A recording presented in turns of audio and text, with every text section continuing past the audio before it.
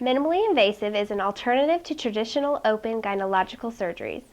This advanced technique offers patients less scarring, less pain, and a faster recovery time. But sadly, on average, 60% of all gynecological surgeries are still being performed with traditional methods. Today with us is Dr. Jasmine Pedroso, a surgeon at Las Vegas Minimally Invasive Surgery and Women's Pelvic Health Center located in Las Vegas, Nevada, to tell us more about a less invasive procedure.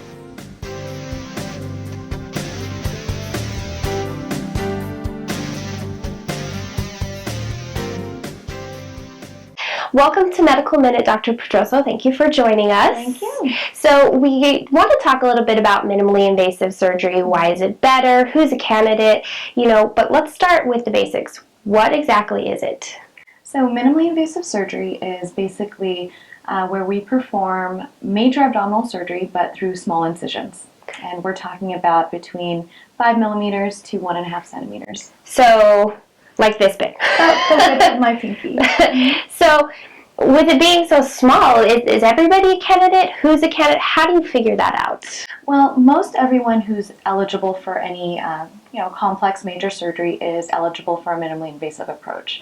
And that's because typically a minimally invasive surgery takes a lot less time.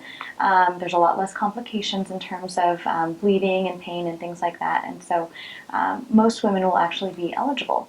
So less bleeding, that's a benefit. What other types of benefits come with minimally invasive surgeries? Well, unlike major abdominal surgeries with big incisions, where you're in the hospital for 4 or 5 days, sometimes with complications such as increased pain and being connected to a pain pump, minimally invasive surgery, because of these small incisions, have a lot less post-op pain.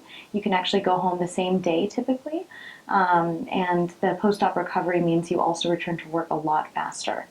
And so what kind of surgeries does minimally invasive encompass for a woman? For a woman, we do all kinds of pelvic surgery here at the Pelvic Health Center. We do pelvic reconstructive surgery, so if a woman feels she's having problems with incontinence or her pelvic organs are sort of sagging and prolapsing down, and women will come to us and say, my bladder's coming out, or just a typical hysterectomy for fibroids, or if a woman has fibroids and desires to have a baby, future fertility and all of that, we can do all of those surgeries minimally invasively. That's incredible. So why such a high average? 60% seems like a lot for traditional open surgeries, and traditional being where they use the cuts that go across and up. So why? What's the disconnect? The disconnect would be in the training. So OBGYNs typically throughout their training programs, the standard way is doing an open surgery. That's how we initially learn. We know how to do C-sections. We make the same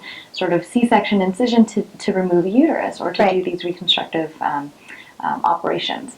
But it does take extra training and more advanced training to actually be able to do these more complicated procedures, and I'm saying complicated for the surgeon. It's a little harder than an open surgery, and that's just because we're using pretty micro instruments, and we don't have the advantage of picking things up and touching and feeling with our hands. So it takes a lot of training in terms of hands, a lot of training in terms of your eyes, just to be able to perform these surgeries safely.